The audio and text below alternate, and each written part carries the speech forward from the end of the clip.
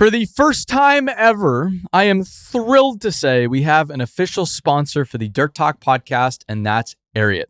I've worn Ariat boots on every job site I've visited over the years, traveling in them across 5 continents. More importantly, I have yet to find a single project where working folks, unlike me, are not wearing Ariat boots and workwear in every condition imaginable. And there's really good reason for that, and that's because it's phenomenal stuff. And the more I've learned about Ariat and the company, the more I've loved their brand. So with this, Ariat is offering any Dirt Talk listener 10% off their next Ariat order at ariat.com/dirttalk. That's 10% off boots, jeans, and workwear at ariat.com/dirttalk or at the link in this episode's description. With that, let's get to the show. Hello, everybody. Welcome back. Dirt Talk Monday episode. This will be part 3 reading from the book titled Goodfellow, 100 Years, a Century of Grit, Grace, and Goodwill, written by Alice Skipton. Thank you to Goodfellow for sending me this book. If you haven't listened to part 1 or part 2, I would start there. This is the final part I'll read. Part 3. I also have another reading series from the book on Ames construction, which is also great. So if you enjoy this and you didn't catch our series on Ames, I think that was 4 parts. Give that a look. Maybe 10, 15 episodes back, you'll find it. So with that, I will begin. Steve Goodfellow looked on from the shore as Bud Junger stood on a cofferdam in the middle of a raging river near the Canadian border. It was late 1984, but it might have been the end of the world. Chunks of ice swirled by. The river was in flood stage after days of heavy rains. Goodfellow Brothers built the cofferdam to protect its work in progress. The 3 large pump stations in the Okanogan River would allow the Bureau of Reclamation to pipe water to all of the orchards around Tonasket, Washington. What was Bud doing out there? He appeared to be trying to will the river back. Squinting through the rain, Steve breathed a sigh of relief when Bud made it safely back to land. By the next morning, the water had swept the dam away, wiping out all of the Goodfellow Brothers' completed work. If it hadn't been so awful, Steve might have found it almost funny. This moment of frustration and failure perfectly represented the storm of problems currently facing Goodfellow Brothers. The storm included a tough economy, challenging leadership transitions, and the desperate need to develop a strong team that could more effectively work together to adapt to a changing industry. The next day, Steve suspected he might also be seeing the solution to all the problems in the microcosm when Bud immediately began rallying his crew. The character, loyalty, and grit of so many people Steve worked with and learned from was the single biggest reason he came to work each day energized and inspired. It gave him hope. Because of them, he couldn't imagine giving up. Steve first learned Goodfellow Brothers was in serious financial trouble a couple of years earlier. His dad called him in Hawaii and asked him to come to a board meeting in Wenatchee to discuss how to move forward. Looking back years later, Steve would realize that the problems had taken root even earlier. It happened in the early 1970s when Goodfellow Brothers lost one of its key leaders. Before that, in 1965, when Steve's father replaced Jim Sr. as president of the company, he did an admirable job of boldly growing Goodfellow Brothers beyond Washington state. Like his father, Jim Jr. was entrepreneurial and took risks other contractors shied away from. He wasn't afraid to try something new, even if it didn't always work out. Looking for new business, he and CFO Dick Strom flew the company's private plane from Wenatchee to Santiago, Chile, because a friend told them they were hauling cement 1 bucket at a time. It was an opportunity to go into the cement business there. En route, they ran out of gas, landing on a deserted beach. Even though people eyed them suspiciously, thinking they might be drug runners, they found someone with a truck to help them refuel. Looking back years later, his wife Nancy realized the trip had probably been pretty dangerous, but at the time, they weren't worried. In the end, they got the job, but it fell through when they didn't have anyone to run it. Jim Jr. kept the company growing even through the recession of the 1970s. He loved the challenge of figuring out tough projects in remote places and supplying the right equipment for the job. Under his leadership, the company began to diversify, expanding its drilling, blasting, and rock crushing operations and purchasing asphalt and paving companies. This prepared them to tackle a wider variety of projects in new places. Because of Jim Jr., the company also expanded to Alaska, Montana, Idaho, Oregon, Colorado, and Hawaii. In Hawaii, he let Steve take the lead in growing their business reputation and developing expertise in new types of construction that the company had never done before.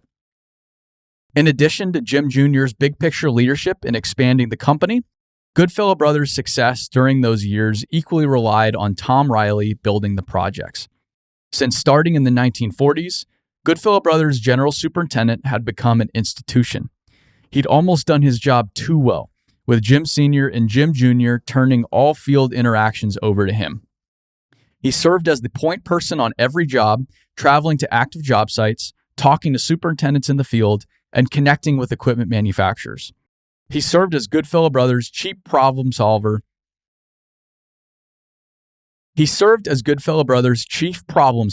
And they had total confidence in his abilities. That worked until a tragic fall day in 1972 when Tom Riley met his match. While flying the company plane, he crashed while landing at the Walla Walla Airport and didn't survive. Goodfellow Brothers mourned the loss of their friend and struggled to move forward in his absence. During his life, Tom didn't talk a lot, but his presence spoke volumes. He worked hard, listened well, and believed there was a right way of doing things. A little like a military drill sergeant, he kept everyone on their toes and everything in order. Tom was respected, well-liked, and, in many industry circles, considered the face of Goodfellow Brothers. When Tom died, some wondered if the company could go on without him. They'd come to rely so heavily on him. His absence revealed weaknesses in the company's operations and succession planning, where a team culture wasn't yet part of the company's identity. Once Tom was gone, they lost the connector that held them together. To try to fill the gaping hole Tom left behind, Jim Jr. hired Bud Younger as the new general superintendent in the field. Although Bud brought excellent skills and expertise from his previous employer, he had one giant strike against him in the eyes of the superintendents.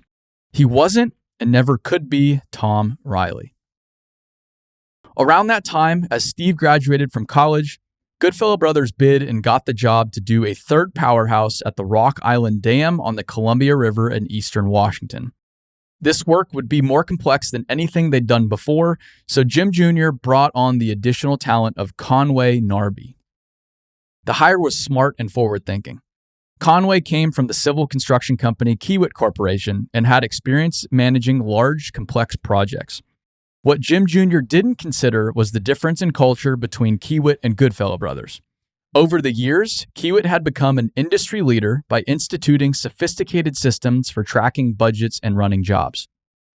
Conway knew the safeguards and improved performance such an approach yielded and was hoping he could institute those same systems at Goodfellow Brothers. When the Rock Island Dam work had been completed successfully a year and a half later, Jim Jr. hired Conway as the company's construction manager. Steve reported to him. Although Conway and Bud had very different approaches to managing people, working with both men opened a new world to Steve. This included the idea that managing jobs with integrated systems would help Goodfellow Brothers adapt to a changing marketplace, especially as future projects became increasingly complex. Steve had plenty of experience with a stopwatch, standing on a hillside overlook, calculating to make sure Goodfellow Brothers had the right equipment for the job. In fact, he had many memories of doing just that in the company of Tom Riley. Steve could see the value of that approach, but he could also see the kinds of changes Conway and Bud envisioned, which could take Goodfellow Brothers to a whole new level. It was an opportunity to build the company's future, to take risks, and measure the results. Was Goodfellow Brothers finally ready for the idea first attempted by Steve's uncle Bob? Not quite. Jim Jr. was getting older. He loved his hometown of Wenatchee and wanted to spend more time with friends and family, hunting and fishing. So he began to step back a bit from the operations. At the same time, Steve left for Hawaii to ramp up the business there. Meanwhile, as Jim Jr. became less involved and Steve had his hands full in Hawaii, Bud and Conway tried to move Goodfellow Brothers into a new era. But neither man had the support they needed to orchestrate such a significant change. They definitely didn't have the same kind of support Tom Riley had enjoyed from the superintendents or even from Jim Jr. Competition and factions grew as fiercely independent key superintendents staked out their ground, referring to their equipment and their people. At the same time, Jim Jr. viewed his two new employees with caution for several reasons. First, even though he had hired them with an eye toward the future, he had been born in 1926 and wasn't quite ready for the level of change they offered. Secondly, the company had always highly valued the people in the field and the decisions they made. So Jim Jr. loyally paid attention to the resistance by the old guard who, after 10, 20, or 30 years, could do their jobs without all of this paperwork. Finally, because Bud and Conway came from competitors, consciously or unconsciously, Jim Jr. and others viewed them with an uncertain amount of distrust. Not only that, but Bud and Conway didn't always see eye to eye with each other, making their efforts more fragmented. As Bud tried to implement changes by building relationships among the superintendents in the field, Conway wanted Goodfellow Brothers to step up its game in the office and manage its work more professionally. He recognized that, in order to be successful, the company had to embrace a more systems-driven approach. But Goodfellow Brothers was not Kiewit. While they desperately needed more systems in place, making a change of this magnitude would require leadership in keeping with the company's history and its values. That meant bringing people along. It was not a change that could happen overnight, and it would certainly require deep leadership and engagement from the Goodfellows. So instead of making headway, more often than not, there was a sense of friction and a lack of alignment. Even while everyone tried to do the right thing, it became increasingly difficult to move projects forward effectively. As a result, several projects on the mainland went into the red. A job in Sunnyside, approached as a typical excavation, lost money when the complexity got the better of them. Another complicated road and bridge building job on the Copper River in Alaska involved the largest barge ever shipped up the Inside Passage. It also involved a 150-person camp that had to be maintained throughout the winter. Without modern systems to manage the project, it went into cost overruns. That the project was completed at all was a testament to the tenacity of those involved. There were disputes with the contracting agencies about compensation and problems internally meeting budgets and schedules. Some projects went into claims, and Goodfellow Brothers didn't have the documentation it needed to show the company had kept up its end of the contract. To make matters worse, when the company got the highway job on Maui, their first job with the state's transportation department, they ran into more trouble. It wasn't dissimilar to Steve's experience at the Midnight Inn on Molokai, when even ordering a sandwich could be challenging. Some of the local people had good reason to distrust outsiders, so they weren't always welcoming, especially when they didn't know the Goodfellow Brothers from any other mainland contractor. In Molokai, they'd had time to build trust. In Maui, the challenge came immediately when several state personnel on the project put success firmly out of reach with a never-ending stream of costly and unreasonable requests. Without having yet built strong relationships with the department, this eventually led to a claim, creating further strain. By 1982, it all added up to a company in grave financial straits. That's when Steve's dad called him to Wenatchee to decide what should be done. In Wenatchee, they all had different ideas on the best way to move forward. Steve recognized that while the mainland was losing money, Hawaii was profitable. Jim Jr. agreed with Steve's assessment. He suggested Steve become the construction manager on the mainland. That way, he could see for himself if Goodfellow Brothers could make the business viable there. Conway could manage claims and oversee Steve's team in Hawaii during his absence. On the day Steve and his young family moved back to Wenatchee, Goodfellow Brothers learned that it had secured a Bureau of Reclamation job in Tonasket. This job now represented Goodfellow Brothers' largest contract on the mainland. Over the next 2 years, they would have to succeed on this job or go out of business. The next day, Steve realized their bid had left out several costly items. Already, he felt like he had a tiger by the tail. He felt even more worried when Goodfellow Brothers showed up for the first day on the job. Coming off a recent dam failure in Teton, Colorado, the Bureau put all their energy into avoiding a similar outcome. As a result, their crew of 5 faced off with no less than 30 inspectors. The situation would have been tough under any circumstances, but it was made worse by another standoff inside of the company. For the past 20 years, the comptroller, who had previously worked for the IRS, paid the company's taxes and bills. But he did not prepare any financial statements. Because of this, trying to manage job costs had become increasingly difficult. When Bud first started, he went into the comptroller's office to get additional financial information and was told, "We have 2 categories, in and out. That's it. And you don't get to see either one." Jim Jr. actually liked this approach. He valued his privacy. He also didn't understand why it would be beneficial for those running jobs to know how the financials look. He feared it would demotivate people when the company was doing well or cause them to give up when times were tough. Better, he thought, if people focused on working hard every day. Why did they need to see the numbers? Steve pushed the issue. If he and others like Conway and Bud were going to assess how Goodfellow Brothers was doing, they needed more information. He suggested bringing in an outside consultant to offer additional expertise and evaluate the situation. His dad finally agreed, and they hired a CPA firm out of Spokane. In their report, the consultants made recommendations about correcting for the lack of protocols and systems of information. They also advised Goodfellow Brothers to hire a CPA whose job would include preparing detailed monthly financial reports. With 10 years of experience as a CPA, Dan Reisenauer was one of the consultants on the project.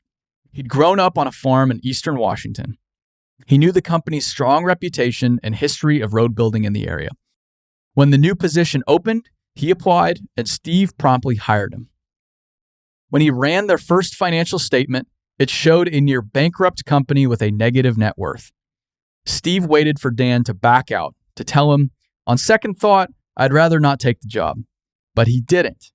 Instead, they began the difficult task of working with Conway and Bud and those in the field to implement new systems to better track and manage costs.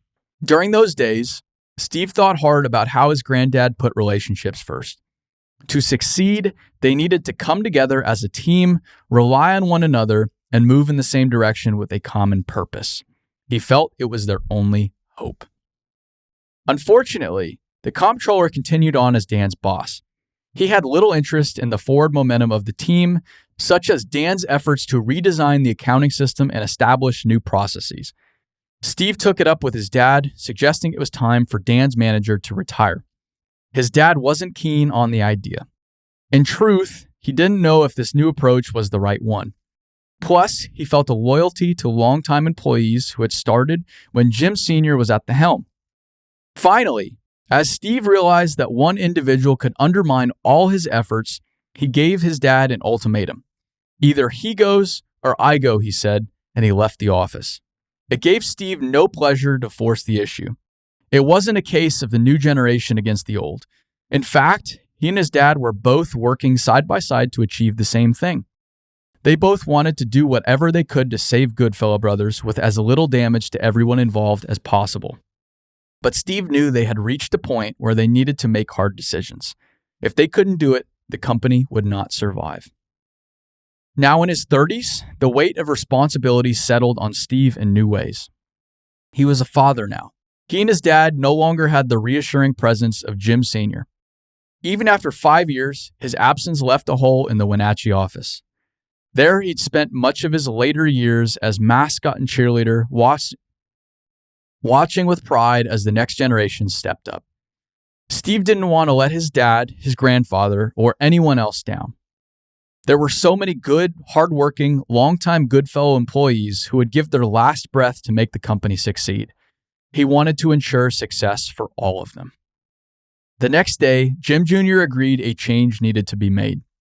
Although Steve wouldn't become president of the company for another 6 years, from then on, Jim Jr. let his son take the lead on turning things around. On one hand, it made big and bold changes possible.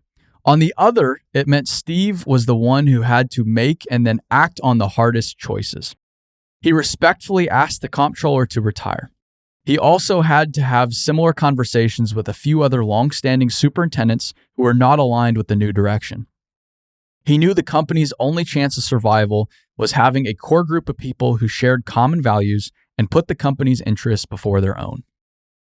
Fortunately, during this time, Goodfellow Brothers got several small jobs. But this small measure of comfort was short-lived. Profit margins were low, and the company's financial hole was large. Besides, most of the opportunities on the mainland consisted of public works projects which required the support of a bonding company to financially guarantee the contractor's performance to complete the job. When Steve requested a bond on a $5 million job on a highway project just outside of Wenatchee, the bonding company refused. They'd seen the company's financial statement and couldn't take that kind of risk. It was the final nail in the coffin. Steve could no longer bid new jobs on the mainland. Without profitable work and no money in the bank, Goodfellow Brothers could not pay its bills. Steve and Dan Reisenauer went through the list and met with several of their large creditors to extend payment dates. Fortunately, due to strong relationships, trust, and a history of always paying, subcontractors and vendors gave them the time they needed to get back on their feet. Meanwhile, after the cofferdam incident continued to present more problems. One of the biggest issues involved the specifications for compaction around the irrigation pipes. The client wanted the earth to be compacted in a new way with internal vibration similar to compacting concrete. But when Goodfellow Brothers followed the specifications and added water, the results varied widely depending on the material of any given location. So instead of moving forward on the project, day after day, Goodfellow Brothers estimator and engineer Jerry McLean worked in a test trench trying to reproduce the results the Bureau required. It was extremely slow, expensive, and tedious work. This requirement was the reason the first contractor on the first phase of the job was in bankruptcy. The contractor hired for the second phase had nearly come to the same end. Now, Goodfellow Brothers was the one wrestling with the third phase. Jerry was showing the kind of grit and persistence which had helped Goodfellow Brothers stay in business to date. Again and again, he repeated the painstaking process of bedding the pipe with sand and then using vibrators to compact it unsuccessfully. Then he'd rack his brain and ask the inspectors what they wanted Goodfellow Brothers to do next. After about 2 weeks straight of testing, Jerry got ready to try his next idea. He had found a guy who had a new type of rolling vibrator compactor. As they got everything ready, it looked like it would rain and spoil the setup. Launching into action, Jerry turned to Bud. "Quick, get a bunch of sand and we'll sugar it." Bud loved the term almost as much as he liked giving people nicknames. The two men worked quickly to sugar the trench in time, and from that moment on, Bud called Jerry Sugar. That test helped, and they achieved passing results 85% of the time. The Bureau was impressed as it was more than any other contractor had accomplished. Jerry pointed out it still wasn't good enough. They couldn't have a 15% failure rate. It was a case of gently confronting the client with the truth, even when it might be difficult to hear. Finally, the Bureau agreed, allowing Goodfellow Brothers to move forward with a different type of compaction that would not fail. Goodfellow Brothers completed the project, relieved to have the challenge successfully resolved, but on the verge of bankruptcy. The company worked through claims both on the mainland and Hawaii, weighing the options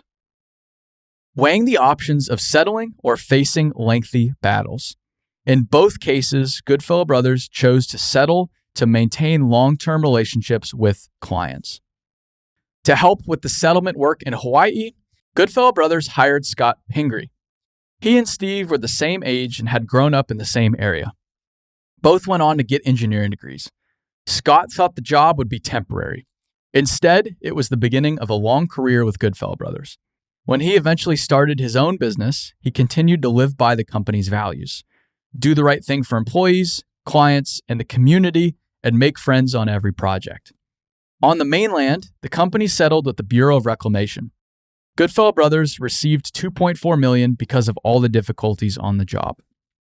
In Hawaii, on the highway job, the state recognized and paid $3 million in settlement money for the transportation department's interference on the project. From this experience, the department and Goodfellow Brothers forged stronger partnerships going forward.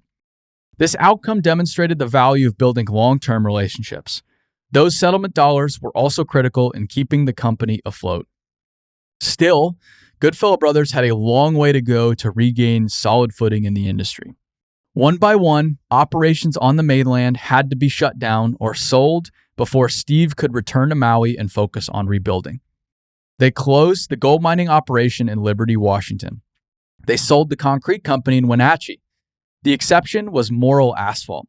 There, Steve's brother, Dan Goodfellow, took over operations. With those sobering tasks completed, Steve moved back to Hawaii. There, Goodfellow Brothers had only 2 projects going, but more opportunity since the private work required no bonding. With a diminished workload and the closing of the mainland operations, Conway left to return to work for his previous employer. Goodfellow Brothers' future was now in the hands of a small group of remaining employees helping Steve with the daunting task of rebuilding. These included Jerry McLean, Dale Moore, Mickey Hewitt, John Stump, Steve Pingree, and Bud Younger. And in Wenatchee, Dan Goodfellow stayed on to run Morrill Asphalt, while Dan Reisenauer led the company's bare-bones accounting support staff. They had dodged disaster and survived, but they still had a long way to go toward making Goodfellow Brothers a successful and profitable company. Would they succeed in pairing the best from the past with a new vision for the future? More importantly, would they build on the company's core values and set themselves up to weather whatever challenges the future might hold? Actually, second thought, I am going to pause here. I am so hungry. I can't focus on this anymore. It looks like part 4 is probably worthwhile, the rebuilding, which is what the next chapter is called. After nearly failing, we brought the company back to life. To succeed, we reinforced our 2 biggest strengths, our values and our people. I think this is worth part 4. And so hopefully you believe too. Either way, you're going to get a part 4. We will see you then. I appreciate you all listening. Please share if you enjoyed this series. Please write us at dirttalk@buildwit.com if you have any other stories that I should share or any feedback for me whatsoever. And with that, we'll see you on the next one. Stay dirty, everybody.